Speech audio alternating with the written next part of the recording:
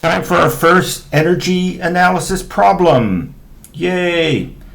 Okay, here's the scenario. I've got a cart. Let's give it a mass of 2 kilograms, and initially it isn't going anywhere. It's stationary, and it's pushed up against this spring, which is compressed, so this spring has got some energy in it. Let's say that the spring has 100 joules of energy, and that's our current situation. Then maybe my hand is here, my finger's here. Then I'm going to pull my hand off, and then the spring is going to exert a force through a distance. It's going to accelerate the cart, and then the cart's going to move off with some velocity, and I want to know what is this guy. What is the velocity of the cart after it leaves the spring? And we're going to say friction is negligible. Okay, first of all, let's say, hey, is this an energy problem? Why don't we use A equals F over M, and then I can figure out the distance, and then I can use V squared equals V initial square plus 2A delta X, so that's the spring. Okay, because this all requires constant force, or at least if we knew the average force. We don't know any of that. Okay, all we know nothing about this spring except it has 100 joules of energy stored in it. So this is absolutely an energy problem. Okay, at the beginning of every energy problem, you've got to think about what do you want to be in your system. So in this first, and actually we're going to solve this problem twice. One with a small system and 2 with a bigger system. Okay, but for some reason, because I just feel like it, I only want the cart to be in my system. You say, well, what about the spring? I say, I don't want the spring. I don't want the spring in my system. And I'm the one, now me, you decide your system, I'm deciding my system, I guess I'll say it like that way, and I've decided I only want the cart in my system. Okay, fine. All right. The next thing you want to do is kind of go up to your problem and say, okay, there's going to be kind of a before and an after. With momentum collision problems, there was always just before and after. So we said, that's how we basically described it, before and after. With conservation of energy problems, I'm not going to draw it, but there's not just a before and after. There might be a series of things going on. Like, for example, it's not going to be in this problem, but if this cart, once it got moving, we might ask it to start going uphill. And we might want to say, well, how far up the hill will it go? Well, then we wouldn't just have before and after. So what we do typically with these energy problems is we label them. I use letters. You could also just use numbers too. But it's going to be A, B, and then something else could be going on. That would be C, D, etc. So that's just the idea about nomenclature here. Okay, then the next thing is we're going to apply conservation of energy in kind of we're going to basically write out essentially a statement of conservation of energy. So what does conservation of energy tell us? It tells us that that the energy in your system, which we're going to call E, is, so this represents the total mechanical energy. We're not thinking about, we're not thinking about chemical energy. We're not thinking about nuclear energy. We're not thinking about electrical energy.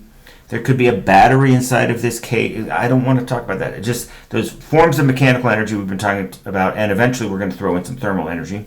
But this represents the energy, and I'm going to say, okay, so at A, this E sub A basically represents all of the mechanical energy that's in my cart when it's sitting here at A. And then this guy, and then what is this? This is going to be EB. So this E sub B says, and this is all of the energy in my mechanical energy in my system when it's at B. And B could be a change. Well, B essentially will always be a change in time, but it'll also be a change in location. It's later on in the problem. Now, if this spring wasn't here, the car would just be sitting there, so there would be no change in position.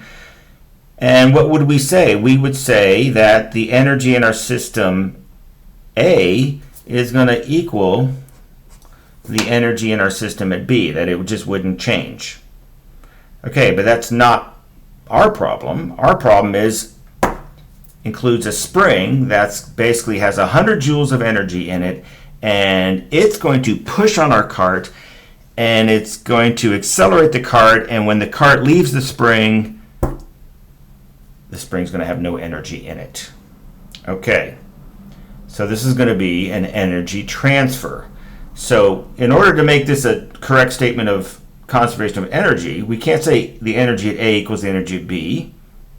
What we have to do is we have to account for the energy coming in to your system due to the work done by the spring on your system, which in this case just includes the cart. So what we're going to do is we're going to add this W sub in. And let's just think about that. Okay, so what is this saying? It says, okay, if we think of the energy that's in our system at A, plus we account for any energy coming in because of work being done on your system, then that's going to equal the energy at B. Okay, now let's, how are we doing for time? Oh, okay.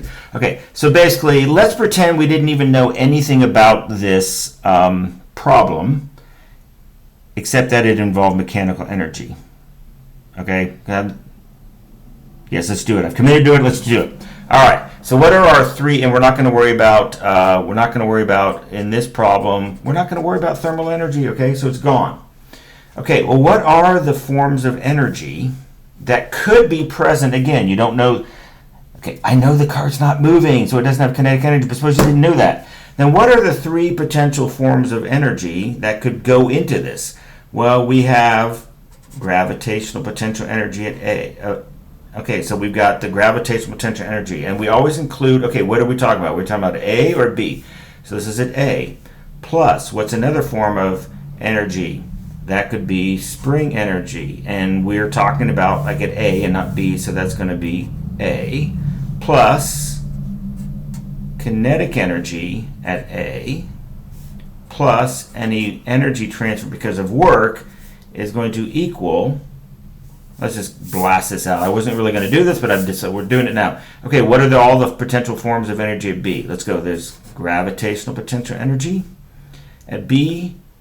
Potentially, we don't know the problem. And then there's could be some spring energy. We don't know the problem. And then there could be something moving. And we're just not going to worry about any work being done now. Okay, now it seems like I've just made this problem like super complicated, and maybe I have. But let's see. Let's go through, and basically the point I'm trying to make is you need to do an energy inventory. Like what forms of energy are present at A? And there's no change in height, so we're going to say we don't need to worry about gravitational potential energy. Okay? You say, there's a spring. Spring. Wait. That spring is not part of your system. You say what I want. Nope. I said it's only the cart. So there's no spring energy. That spring is not in your system. That spring is something in the outside environment that's going to do work. So that energy there is accounted for in here. Okay. Now, kinetic energy. Well, it's not moving. Aha. So basically, what that tells me is you had no mechanical energy in your system at A.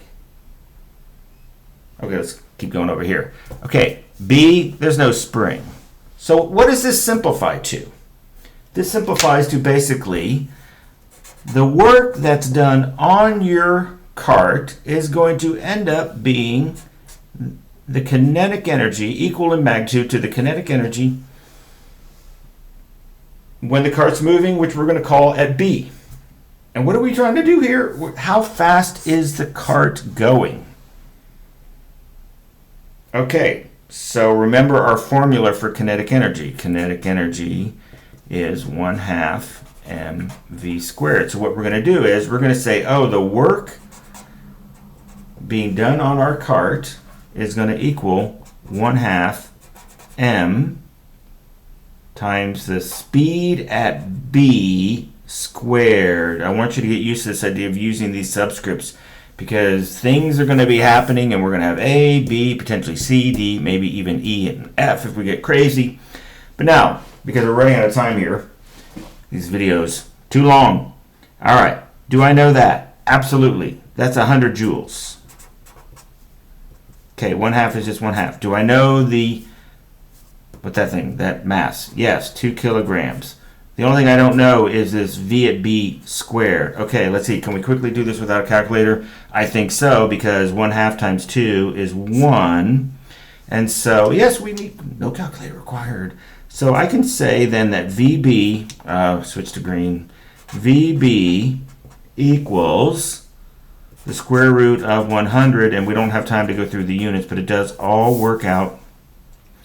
And so it's going to be 10 meters per second. Yay! We did it! Your first conservation of energy problem.